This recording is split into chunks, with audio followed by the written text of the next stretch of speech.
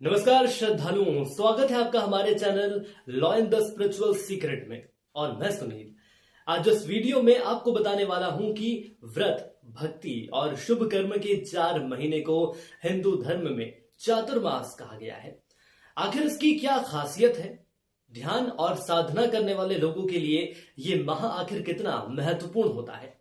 श्रद्धालुओं, वीडियो शुरू करने से पहले मेरा आप सभी से निवेदन है कि हिंदू धर्म और संस्कृति का प्रचार करने के लिए आप हमारे चैनल को सब्सक्राइब करें, वीडियो को लाइक करें और साथ ही साथ वीडियो को ज्यादा से ज्यादा लोगों से आप शेयर करें, जिसके चलते सभी लोगों तक सही जानकारी हिंदू धर्म की पहुंच सके और आपको पुण्य प्राप्त हो। तो आइए श्रद्धालुओं, वीडियो की शुरुआत करते हैं। तो आज हम जानकारी आपके लिए लेकर आए हैं कि आखिर वो चातुर्मास क्या है। 4 महीने भक्ति के, 4 महीने सेवा के, 4 महीने भजन कीर्तन के, 4 महीने शास्त्र अध्ययन के, जी हां, 4 महीने जाप ध्यान के और 4 महीने हवन के, ये 4 महीने चातुर्मास कहलाते हैं। 20 जुलाई 2021 और नवंबर 14 तक चातुर्मास चलेगा। देवशयनी एकादशी से देवउठनी एकादशी के बीच ये 4 महीने एक तरह से भक्ति में लिप्त हो जाने के लिए होते हैं। और इसी को लेकर आज हम जानकारी लेकर आए हैं कि चातुर्मास में हम क्या कर सकते हैं। चातुर्मास में पहले से यह तय किया जाता था कि जो साधु महात्मा है वह अपने लिए एक स्थान तय कर लेते थे कि जैसे समझ लीजिए उन्हें उज्जैन में रुकना है या फिर काशी में रुकना है या मथुरा या वृंदावन में रुकना है। यह चुनकर वहां जाते थे और इन 4 महीने यात्रा नहीं करते थे। जी हां, यात्रा ये नहीं करते थे और इस चातुर्मास में एक ही जगह पर रुककर भजन कीर्तन और साधना करते थे, ध्यान हवन में भाग लेते थे और भक्ति एक ही स्थान पर रहकर करते थे। यही हमारा विधान कहता है। इसी अनुसार भक्ति भाव में भगवान का अनुसरण हमें करना चाहिए। दरअसल भक्ति भाव से इन 4 महीनों में भगवान का ध्यान करना चाहिए और अधिकतर चातुर्मास में साधु संत आपको भक्ति के रस में डूबे हुए नजर आते हैं। अगर आप जाएंगे कि किसी तीर्थ स्थान पर और इनके बीच जाकर देखेंगे तो आपको पता चलेगा कि इस चातुर्मास का आखिर कितना महत्व होता है, जो कि आम जनता को नहीं पता होता है, आम लोगों को नहीं पता होता है। इस दौरान साधक जो कि अपने घर परिवार के साथ रहते हैं, गृहस्थ जीवन जी रहे हैं, इन चातुर्मास में आप भगवान शिव को मानते हैं या किसी भी अन्य देवी या देवता को मानते हैं, तो इस समय भगवान विष्णु रहते हैं। वो अपने शयन या निद्रा में चले जाते हैं। दरअसल वास्तव में यह निद्रा शरीर की नहीं होती है, यह ध्यान निद्रा होती है।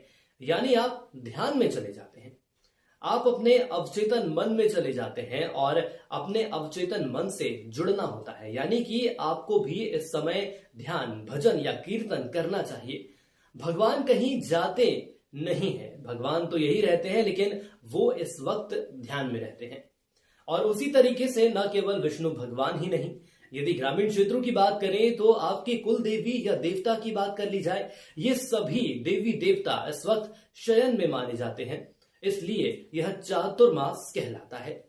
यानी कि 4 महीने आपको आपके कुल देवी देवता का विशेष त्योहार बीच में नहीं आता है, किसी भी दिन उनकी खास पूजा होती है या उन्हें कोई भोग लगता है, और ऐसा कुछ भी नहीं आता है। यदि हम सोचते हैं कि ऐसा कोई खास त्योहार आने वाला है या उन्हें कुछ खास भोग लगाना है, तो ऐसा कुछ नहीं होता है।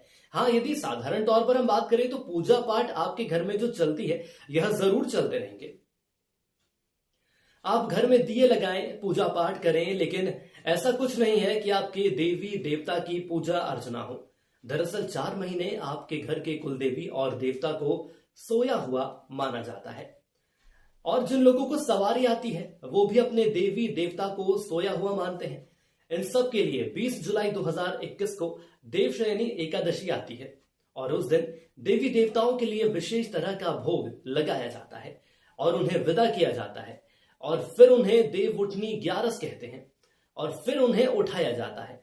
तो यह 4 महीने जो होते हैं उसमें गृहस्थ साधक बड़ी साधना कर सकते हैं और ये माना जाता है कि इस समय भी साधना के लिए उत्तम है और अपने घर में बड़ी बड़ी साधना आप कर सकते हैं।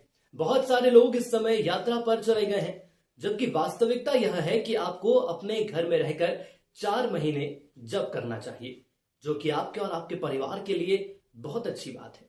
भक्ति करना चाहिए, भक्ति में रहना चाहिए। जो लोग भगवान शिव की आराधना करना चाहते हैं या महामृत्युंजय मंत्र का जाप करना चाहते हैं तो यह बेहद शुभ समय माना जाता है। दरअसल भगवान विष्णु का जो तत्व होता है वो इस समय शयन काल अवस्था में रहता है और आपको जो ध्यान होता है वह एक प्रकार से आपके जीवन में आलस्य में आ जाता है और बाहरी दुनिया से जो लगाव होता है वह भी थोड़ा सा कट जाता है। इस दौरान आपका ध्यान पढ़ने लिखने में होता है और आप अपना ध्यान करते हैं तो आपको बहुत अच्छे से इसमें मन भी लगता है और इस समय आपकी बुद्धि भी तीव्र हो जाती है। जी हाँ, ये सबसे खास बात है। मैं आपको इसलिए ये कह रहा हूं क्योंकि कई ऐसे साधक हैं जो कि शुरुआती दौर में कहते हैं कि आखिर उनका मन नहीं लगता है।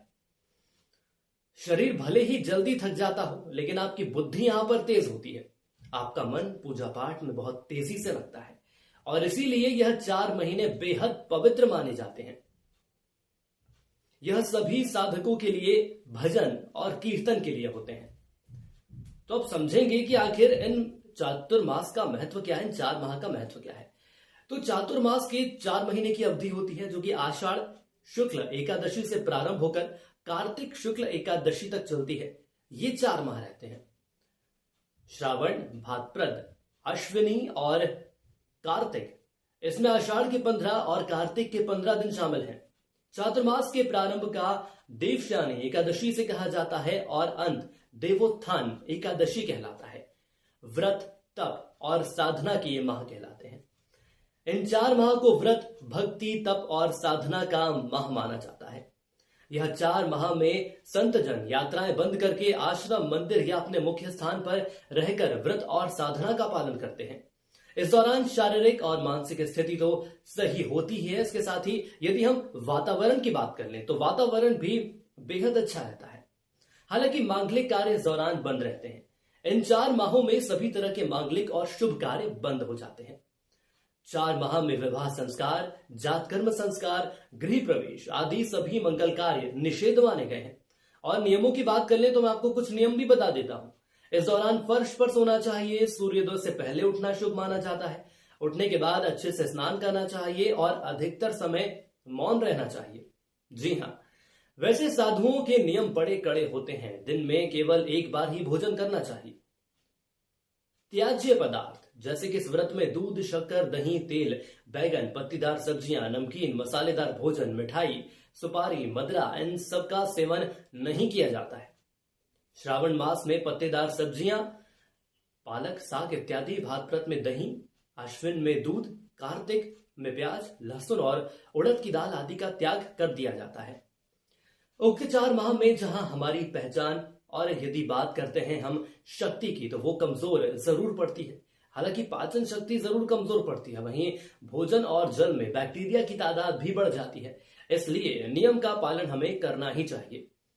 व्रत का पालन करें। उक्त 4 माह में व्रतों के लिए बेहद खास माना जाता है। 4 माह में प्रथम माह में सबसे पहले महत्वपूर्ण यह माना गया है कि इस संपूर्ण माह व्यक्ति को व्रत का पालन जरूर करना चाहिए। ऐसा नहीं है कि सोमवार को ही उपवास किया जाए और बाकी बार खूब खाया जाए। उपवास में भी ऐसा नहीं है कि आपने साबूदाने की खिचड़ी खा ली और खूब मजे से दिन बिता लिया। ऐसा नहीं होना चाहिए। शास्त्रों में जो लिखा है उसी का पालन हमें करना चाहिए। संपूर्ण माह फलाहारी ही किया जाता है या फिर सिर्फ जल पीकर ही समय हमें गुजारना होता है। चातुर्मास में सेहत ठीक करने के लिए खान पान में संयम रखना चाहिए। चातुर्मास जिसमें सावन, भादो, अश्विन और कार्तिक का माह आता है उसमें खान पान और व्रत के नियम के साथ ही हमें संयम का भी पालन करना चाहिए जो कि बेहद जरूरी है। दरअसल इन 4 महीनों में व्यक्ति की पाचन शक्ति कमजोर हो जाती है और इसके अलावा भोजन और जल में बैक्टीरिया की तादाद बढ़ जाती है, जैसा कि मैंने आपको पहले भी बताया था। और इस समय आप क्या कर सकते हैं, पानी को उबालकर हमें पीना चाहिए जो कि ज्यादा लाभकारी माना जाता है। खान पान में भी हमें तमाम चीजों का परहेज करना चाहिए, जैसे कि नियमानुसार इस महीने हरी पत्तीदार सब्जियां तो नहीं खाना चाहिए। दूसरा माह जो कि भाद्रपद का आता है इसमें दही खाने से बचना चाहिए। चातुर्मास का तीसरा माह अश्विन होता है जिसमें दूध से परहेज बताया गया है। चातुर्मास का अंतिम माह कार्तिक में दालों का सेवन नहीं करना चाहिए। तो आपको हमने ये बताया है कि चातुर्मास में खान पान से ये जुड़े नियम जो कि आपके लिए सात्विक तौर पर तो अच्छे हैं ही, साथ ही साथ यदि सेहत की बात कर लें तो आपकी सेहत भी इससे ज्यादा बेहतर हो सकती है। तो उम्मीद करते हैं कि चातुर्मास को लेकर जो हमने खास जानकारी आप तक पहुंचाई है ये आपको जरूर पसंद आई होगी। और यदि आप हमारे चैनल पर नए हैं और आपने अभी तक हमारे चैनल को सब्सक्राइब नहीं किया है तो हमारे चैनल को सब्सक्राइब करें, ताकि तमाम ऐसी जानकारियां जो कि आप तक पहुंचनी चाहिए, आपके परिवार तक जानी चाहिए, ये तमाम जानकारियां हम आप तक पहुंचाते रहेंगे। आज के लिए इतना ही, मुझे दीजिए इजाजत। नमस्कार।